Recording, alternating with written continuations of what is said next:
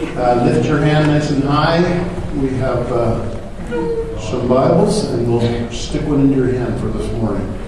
I'm not sure if Pastor Larry would want you to walk out with it, but you can use it while you're here. Keep your hand up, and we'll get you one. We're going to turn to the Gospel of John.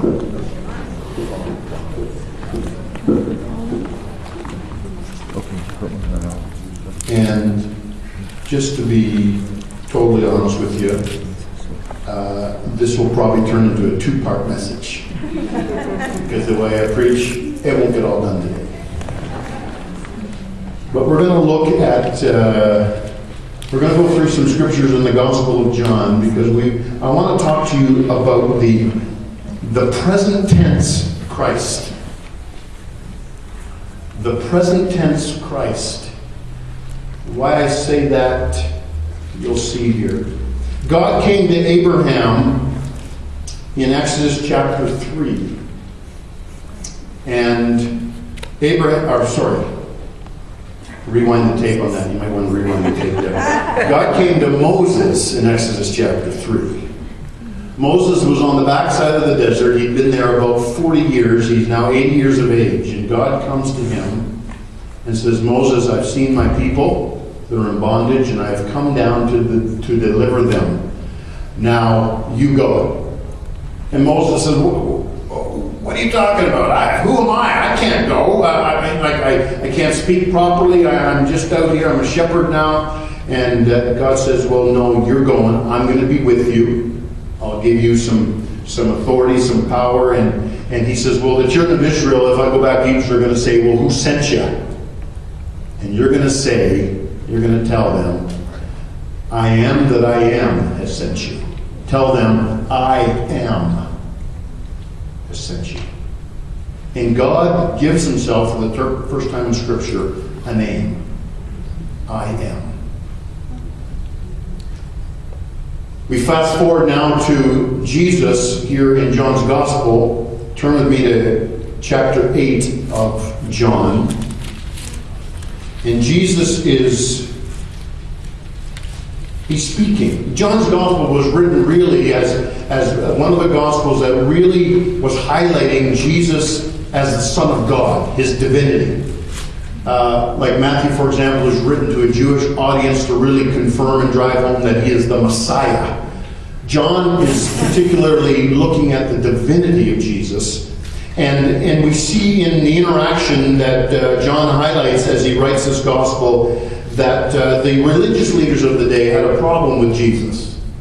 And any reference, any inclination that he may be the Son of God, like he was, pardon the modern vernacular, he was whacked out if he thought he was God. That was blasphemous. And so in John chapter 8, he's been having this conversation with some of the religious leaders, talking about Abraham's seed and how we're offspring of Abraham, and that gives us rights and privileges and all of that kind of stuff. And then he's having this conversation with them, and I don't want to read the whole thing, but you can pick it up in the last part of chapter 8, and specifically verse 48 moving forward. But Jesus says this. Let me start at verse 54. If I honor myself, my honor is nothing. It is my Father who honors me, of whom you say that he is your God. Yet you have not known him, but I know him. And if I say I do not know him, I shall be a liar like you, but I do know him and keep his word. Your father Abraham rejoiced to see my day, and he saw it and was glad. Then the Jews said to him, you're not yet 50 years old, and you have seen Abraham? And then he made this statement, most assuredly I say unto you, before Abraham was, I am. And immediately, to those Jewish people, those religious leaders, they knew very clearly. Now, to the casual Gentile observer, to the Greek person, they would have no reference to this. But he was speaking to the Jews, and he made a very clear, very distinct statement. He equated himself with God. He said, I'm God, is what he said. Because he said, before Abraham was, I am. Right back to Exodus chapter 3. He was tying himself in with the very name of God.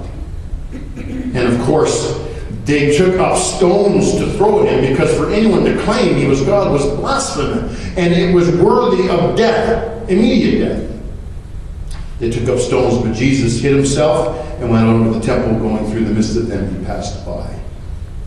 Jesus himself makes these words, before Abraham was, I am. These words almost got Jesus stoned right then and there, but they unmistakably referred to him giving a self-exposure of his deity, that he in fact was God. This description of God is very interesting to me. As God came to Moses, and so Jesus references it again, he says this, what's your name? Who should I say sent you? And he put it into a ever-present, a present tense context. He said, tell him, I am sent you. It's not I was sent you, or I will be. It's I am. And with that, he ever associated who he was, his name, his character, his ability, with the very present tense, the very now moment of our lives. God is the God of the now. Oh yes, he's the God of the past, and we rejoice in all that he's done. And we know he's the God of the future, because he's above time, and he sits as the God who knows all things, and he's going to work out the future. He's in control of the future. But he declared himself to be, and Jesus declared himself to be, I am. He's the God of the now. Now it's interesting to me that most of us, when we relate to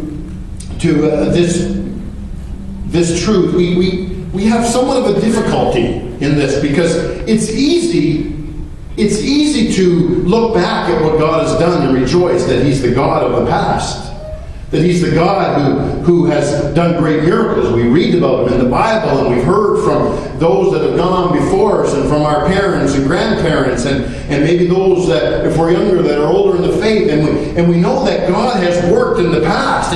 It's wonderful to rejoice in the testimonies of what God has done. Yes. And we're believing that in the future that God is going to redeem us, and we're expecting for his second return any day, and he's a God of the future, and he's got it worked out. We're going to heaven, and it's going to be a whole lot better than it is now. Hallelujah. And we can rejoice in the future, but when it comes right down to the nitty-gritty of our now, we have a hard time believing that maybe God's going to do anything. Come on. It's easy to believe the God of the past. It's easy to hope in the God of the future. It's a little more difficult to exercise faith to believe that God is the I am that can work in your circumstance right now. Say now. Now. Jesus said, I am. It really simply means I am what you need me to be, when you need me to be it. Whenever that is, wherever that is, I am, I'm ever present. I'm the present tense, Christ. Yes, I was, and yes, I will be, but I am right now. And as we look at this Gospel of John, there are a number of different places where Jesus makes what we call an I am statement. This one was not the first, because we're going to back up a couple of chapters, but this is the one where he clearly reveals who he is with this reference to Exodus 3, verse 14, I believe it is, when he says, before Abraham was, I am. But then he associates that title, that term, that reference to his deity, in reference to about 7 different sayings or descriptions of his ministry, of his character, of who Jesus is. And so we call them the I am sayings of Christ in the Gospel of John. There are 7 of them.